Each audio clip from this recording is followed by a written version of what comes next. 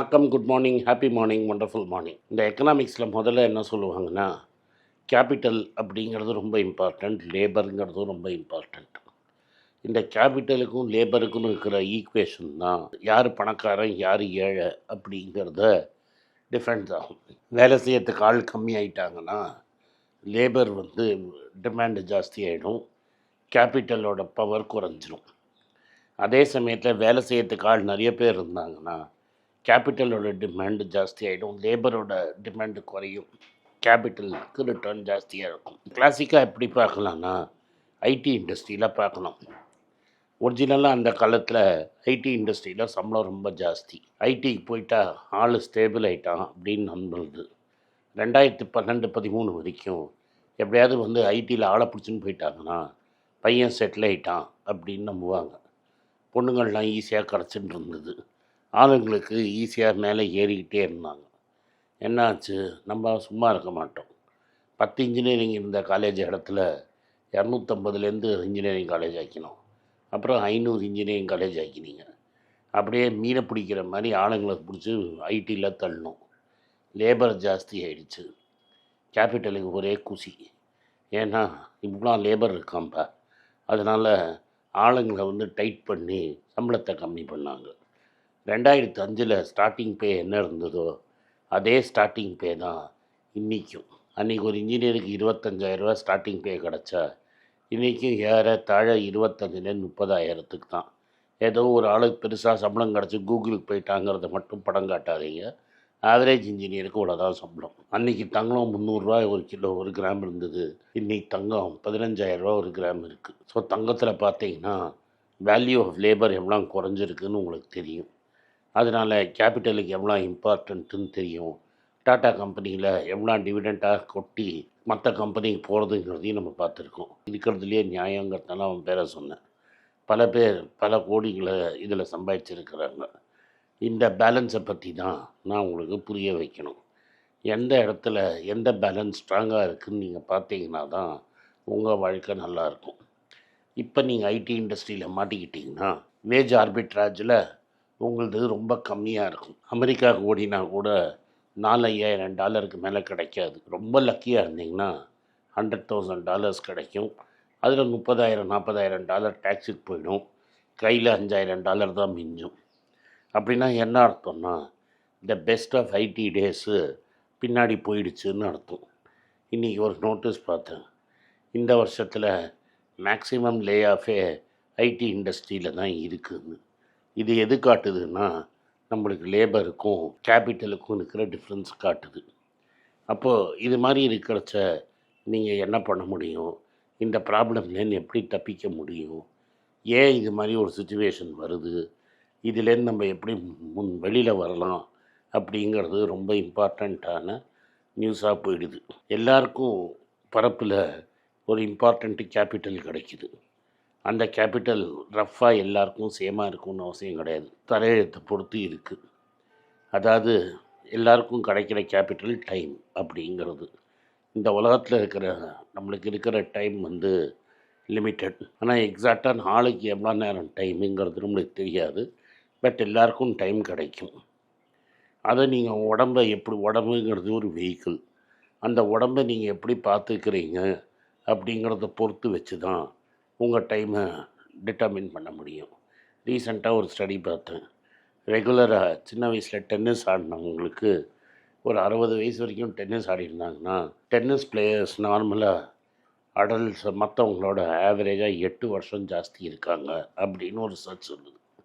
அதாவது நார்மலாக இருக்கிறவங்க 70 வயசு இருந்தாங்கன்னா, டென்னிஸ் பிளேயர்ஸ் 79 வயசு வரைக்கும் இருக்காங்க.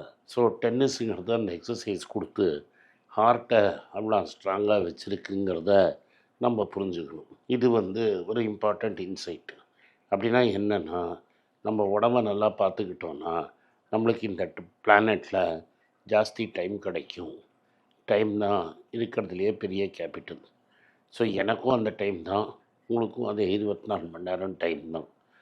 அப்போ ஏன் சில பேர் மோர் சக்ஸஸ்ஃபுல் ஆகிறாங்க, ஏன் சில பேர் சக்ஸஸ்ஃபுல் ஆகலை அப்படிங்கிறத நீங்கள் பார்க்கணும்.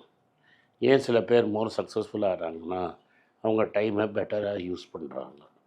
அந்த டைமை எப்படி யூஸ் பண்ணணும்னு பிளான் பண்ணுறாங்க. டைமை வேஸ்ட் பண்ணுறது ரொம்ப கம்மி.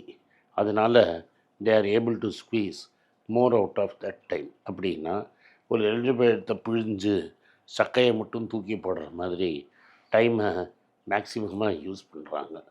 நார்மலாக இது மாதிரி டைமை மேக்ஸிமமாக யூஸ் பண்ணுறவங்க வாழ்க்கையில் மோர் சக்ஸஸ்ஃபுல்லாக இருப்பாங்க. இதில் ஸ்டீவ் ஜாப்ஸு அப்புறம் இப்போ மார்க் ஜக்கர்பர்க்கும் ஒரு எக்ஸாம்பிள். ஸ்டீவ் ஜாப்ஸ் என்ன சொல்லுவான்னா, கார்த்தால என்ன ட்ரெஸ்ஸை போட்டுக்கணும்னு யோசிக்கிறது கூட ஒரு டைம் வேஸ்ட்டு. அதனால் ஸ்டாண்டர்டாக ஒரு டர்ட்டில் நெக்கும் ஒரு பேண்ட்டும் வச்சுருப்பான். எப்போதுமே அந்த ட்ரெஸ்ஸோடு தான் வேலைக்கு சுற்றுவான். ஏன்னா என்ன ட்ரெஸ்ஸை போடணும்னு அவனுக்கு யோசித்து டைமை வேஸ்ட் பண்ண வேணாம் அப்படின்னு நினைக்கிறவன். அது மாதிரி ஒரு சக்ஸஸ்ஃபுல் எக்ஸிக்யூட்டிவும் ஆர் பொலிட்டிக்கல் லீடரும் டைமை மேக்ஸிமம் யூஸ் பண்ணுறதுக்கு ஒரு டூல் வச்சுருப்பாங்க. பஃபெட்டும் மங்கரும் என்ன பண்ணிட்டு இருந்தாங்கன்னா, ஒரு நாளைக்கு 500 பேஜ் படிக்கிறதுக்கு டைம் க்ரியேட் பண்ணுவாங்க. நம்மளால் ஒரு பேஜ் படிக்கிறதே நம்மளுக்கு தலை சுற்றி கீழே விழுந்துருவோம். ஸோ உங்கள் டைமை நீங்கள் ஐடி ப்ரொஃபஷனலாக இருந்திருந்தீங்கன்னா, நீங்கள் உங்கள் டைமை யூஸ்ஃபுல் பண்ணியிருந்தீங்கன்னா, சும்மா பாலகுருசாமி தான் சிஏ இன்வைட் பண்ணாருன்னு நீங்கள் நினைக்காம ஒரிஜினல் டெக்ஸ்ட் புக்கை வாங்கி படிச்சிருந்தீங்கன்னா, உங்கள் வாழ்க்கையில் நீங்கள் அப்சல்யூட்டாக இருக்க மாட்டீங்க. இன்றைக்கி வேலை போயிடுங்கிற பயம் உங்களுக்கு இருந்திருக்காது. இப்போ கடைசியில் அந்த 2 ஐடியா டைப் பண்ணி உங்களுக்கு சொல்கிறேன். கர்னிங்ஹாம் அண்ட் ரிச்சியை வாங்கி நீங்கள் சிஏ சால்வ் பண்ணி கான்ஸ்டண்ட்டாக உங்களோட ஐடி ஸ்கில்ஸை நீங்கள் இம்ப்ரூவ் பண்ணிகிட்டே போய் லேட்டஸ்ட் டெக்னாலஜியோட டைப் பண்ணி அப்சஸ்டாக டெக்னாலஜியை நீங்கள் பார்த்துருந்தீங்கன்னா நீங்கள் பர்ஃபெக்டாக இருந்திருப்பீங்க. இன்றைக்கு வரைக்கும் உங்களுக்கு வேலை வாய்ப்பு போயிருக்காது. ஆனால் நான் வந்துட்டேன்பா, என் கிளாஸ்மேட்லாம் மிஸ் ஆகிட்டான், எப்படியோ உள்ளே பூந்துட்டேன், நல்ல கம்பெனி மைக்ரோசாஃப்டில் பூந்தாச்சு, பெஞ்சை தேய்ச்சே நம்ம பெரிய ஆளாயிடலாம். பெஞ்சை தேய்ச்சிங்கன்னா ஒரு நாளைக்கு உங்களை சீட்டை கிழிச்சிருவான். இந்த சீட்டை கிழிக்கிறச்ச உங்களுக்கு வயசு 50க்கு மேலே ஆகிடும். அப்போ டைமை யூஸ் பண்ணுறதுங்கிறது ரொம்ப கஷ்டம். இந்த டைமை use பண்ணுறதுங்கிற time 30s and 40s தான் நீங்கள் யூஸ் பண்ணணும். அப்போ நீங்கள் அந்த டைமை கரெக்டாக யூஸ் பண்ணி டெவலப் பண்ணியிருந்தீங்கன்னா இன்றைக்கி வேறு லெவலில் ஆளாக இருந்திருப்பீங்க. அதனால் but it's never too late. நம்ம சொல்கிற மாதிரி ரே க்ரோவேக்காக இருக்கட்டும், மெக்டானல்ட்ஸை 60 வயசு கையில் தான் ஆரம்பித்தாங்க. கென்டக்கி ஃப்ரைட் சிக்கனை அந்த கர்னல் 60 வயசுக்கு மேலே தான் ஆரம்பித்தார். கிராண்ட் ஸ்வீட்ஸை ப்ரொப்ரைட்டர் 60 வயசுக்கு மேலே தான் ஆரம்பித்தார். அதனால் டைமை ஒரு கன்ஸ்ட்ரெயின்ட்டாக பார்க்காதீங்க. உங்கள் ஏஜையும் ஒரு நம்பர் தாங்கிறது உங்களுக்கு தெரியணும். பட் நீங்கள் உங்கள் டைமை மேக்ஸிமம் எப்படி யூஸ் பண்ணுறீங்கிறது தான் நீங்கள் சக்ஸஸ்ஃபுல்லாக ஃபெயிலியராக டிட்டர்மைன் பண்ணணும். டைம் தான் உங்களோட கிரேட்டஸ்ட் கேபிட்டல். நன்றி, வணக்கம். இந்த வீடியோ உங்களுக்கு பிடிச்சிருந்ததுன்னா வீடியோவை லைக் பண்ணுங்கள், எங்கள் சேனலை சப்ஸ்கிரைப் பண்ணுங்கள், பெல் நோட்டிஃபிகேஷனை தட்டுங்க. இந்த வீடியோ முடிஞ்சால் உங்கள் சொந்தக்காரங்களுக்கும் ஃப்ரெண்ட்ஸுக்கும் அனுப்புங்க, அவங்கள பார்க்க சொல்லுங்கள். நன்றி, வணக்கம். எல்லாருக்கும் வணக்கம். எல்லாருக்கும் ஒரு இம்பார்ட்டண்ட் அறிவிப்பு. நான் யார்ட்டையுமே பணம் வாங்குறது கிடையாது. நான் யாரையும் டைரெக்டாக கன்சல்ட் பண்ணுறது கிடையாது. என் பேரை சொல்லி நிறைய ஸ்கேம் நடக்குது. டெலிகிராம் குரூப், வாட்ஸ்அப் குரூப்னு. எனக்கு இருக்கிற வாட்ஸ்அப் குரூப்னால் சும்மா இன்ஃபர்மேஷனுக்கு மட்டும்தான். நான் செபி ரிஜிஸ்டர்ட் அட்வைசர் கிடையாது. நான் சேனல் நடத்துறது எஜுகேஷன் பர்பஸ். அதில் ப்ரைஸே பேச மாட்டேன். இதை வாங்கு அதை வித்துருன்னு சொல்லவும் மாட்டேன். என் பேரை சொல்லி பண்ணுறாங்கன்னா ஏமாந்துடாதீங்க.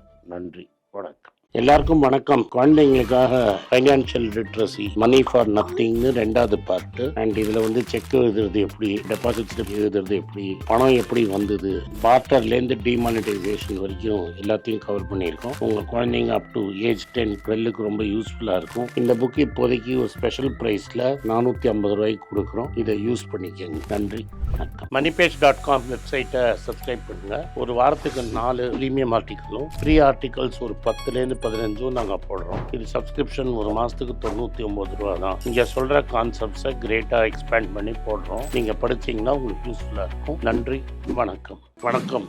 குழந்தைங்களுக்காக ஒரு புஸ்தகம் லான்ச் பண்ணோம். அது ரொம்ப சக்ஸஸ்ஃபுல்லாக இருக்குது. யாருக்கெல்லாம் அந்த புஸ்தகம் வேணுமோ எங்கள் டீமுக்கு கான்டாக்ட் பண்ணுங்கள். கீழே இருக்கிற நம்பர்லேயும் வெப்சைட்லேயும் கான்டாக்ட் பண்ணிங்கன்னா உங்களுக்கு அந்த புஸ்தகத்தை நீங்கள் வாங்கிக்கலாம். மற்ற எங்கள் புஸ்தகமும் அவைலபிள். எங்கள் வெப்சைட் மூலமாகவும் வாங்கலாம். கீழே இருக்கிற வாட்ஸ்அப் நம்பர்லேயும் மெசேஜ் அனுப்பலாம். நன்றி, வணக்கம்.